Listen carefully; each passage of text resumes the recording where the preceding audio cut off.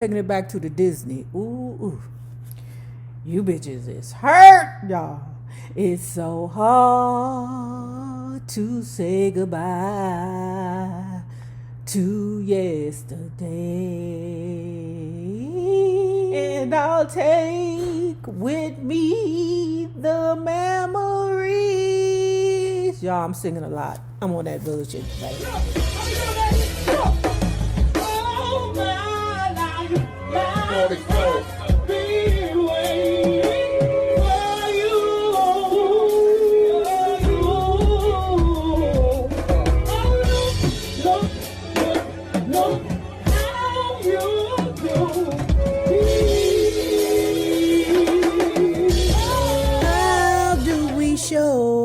The children of today to live together as one. We'll thank the Prince of Nonviolence for showing us the way. Dr. King tried to love somebody. Can you really love somebody? Y'all, right quick, don't cheat either. Who are all the artists that appeared in that song? Okay? Y'all better do all of them. And don't cheat, y'all. Don't cheat. My favorite part was when that damn Whitney Houston, I don't know how in the hell Melly Mel and Curtis Blow convinced Whitney Houston to put that stank on that song. Let them hear us shine every day in your life, yours and mine. Hello there, love bugs. Hello there, Bellas. If you have not already done so, please remember to like, share the Facebook, subscribe, and tip your favorite narrator via Cash App at $NAROB on YouTube. And if you are not already a part of this book club, please hit the Patreon link below and or the join button here on the YouTube. And for a small monthly fee of $5, you babies, yes, you can be privy to all the shenanigans before the YouTube gets it, if the YouTube gets it. Now let's continue reading Mary Wilson's Supreme Fate. Pedro had made his point. Christmas in my house, now his house, was to be celebrated not with the gaiety of the Southern Black holiday traditions I knew, but with the solemnity of his Latin Catholic upbringing. That's Lulu, y'all. Most disturbing, the object of Pedro's rage wasn't just his perception of my pink flocked tree. It was me. That tree symbolized everything about me and my life. I saw that who I was, what I was, threatened him. I promised myself I would change. So in a way, reading that part hurts me so bad, deep in my soul, because I've been there, you know? Like, my little sister is so strong. So very strong. Some of the things I tolerated in life, man, that little girl would never, you hear me? Because she was born with a certain type of strength. But it was certain traumatic situations that beat the strength out of me, that made me vulnerable to people who had the propensity to be, I guess, overbearing. And I'm going to leave it there and walk away. Even today, I still believe that of all the Supremes' 70s lineups, Jean, Cindy, and I had the most potential to make it. But this new lineup with Sherry and Cindy had the most glamour and pizzazz, an opinion shared by fans. Visually, we were perfect, and vocally fresh and dynamic. Let me tell you who she compared the three of them to. I can't believe it. Unbelievable. Now, Mary girl, you know, I think you be lunching sometimes. I'm going to say most times I think you be lunching. Because down in the comments, some of y'all was like, Mary thinks she's so much grander than what she really is. Okay?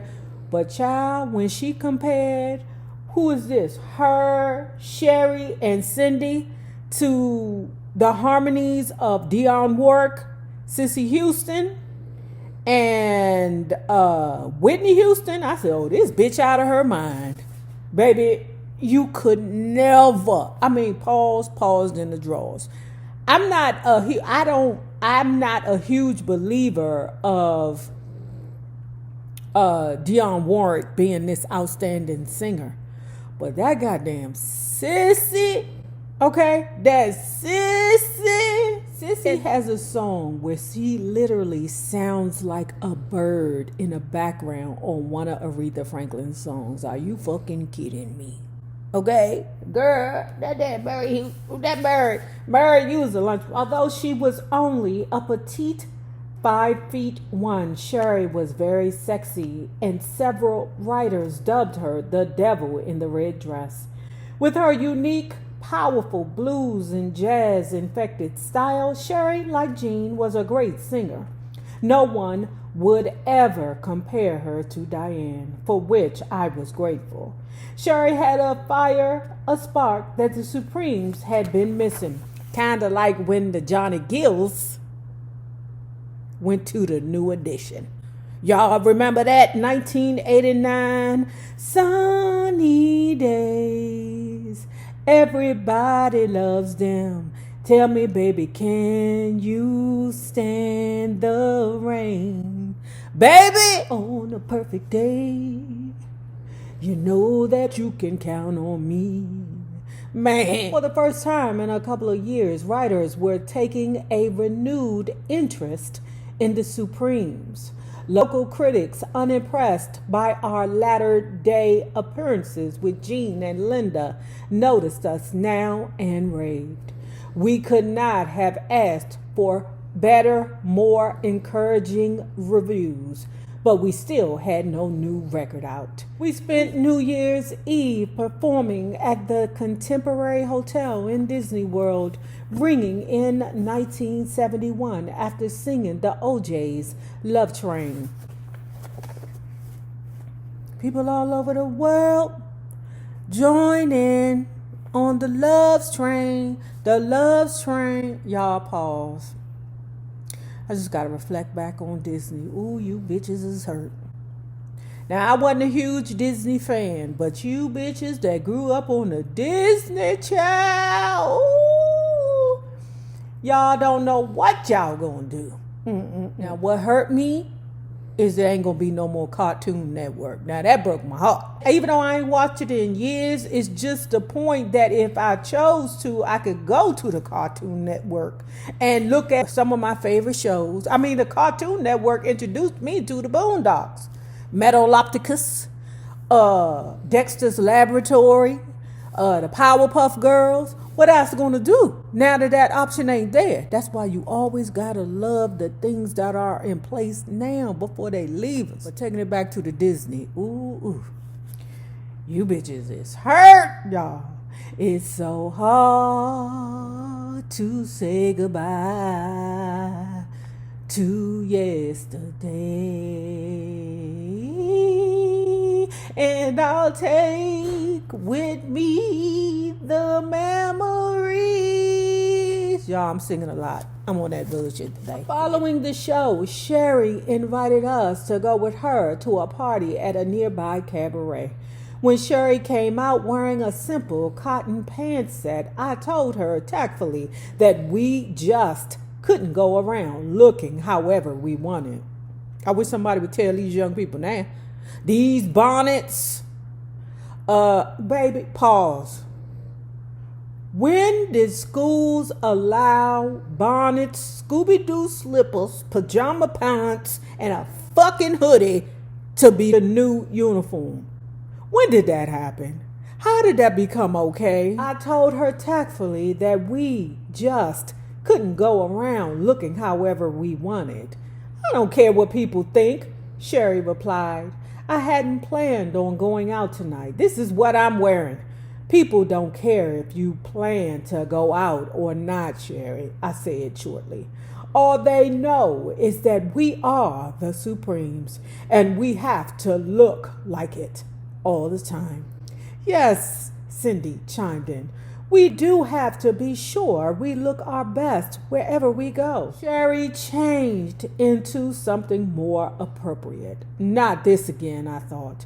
Every group had one person who always swam against the tide. First Flo, then Jean.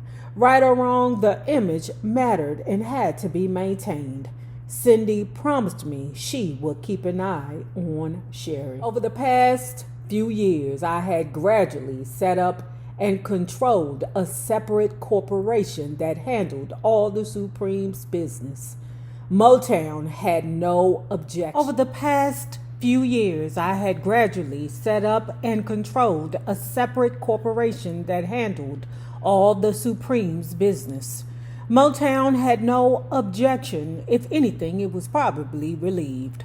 Before the company handled every business and financial detail of our lives, professional and personal. Every expense, meals, gowns, car rentals, salaries for musicians, conductors, road managers, assistants, and the required payroll taxes.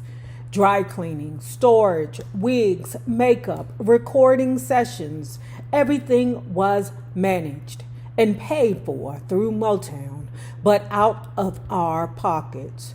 When I started going over the books, I was amazed to see just how much it cost us to work. One big expense was our stage wardrobe. Certain parts of the outfits required special care, and there was a perpetual stream of costumes on their way to and from designers so that seats, underarms, crotches, and other well-worn areas could be rebeaded.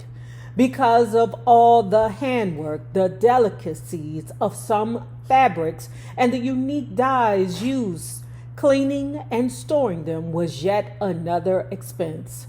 Some outfits cost over $100 each just to clean. The cost of shipping trunks of 30 to 40-pound gowns and suits all over the world was exorbitant. We probably worked several weeks each year just to keep our costumes alive. Baby, that's an expense we don't need. Years before, I'd never given a second thought to what it cost to put together a show.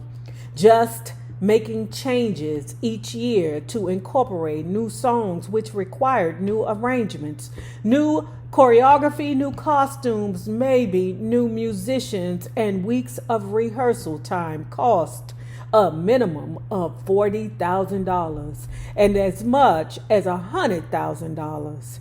Every date meant at least a dozen round-trip airfares for us, staff, musicians, and whoever else we needed.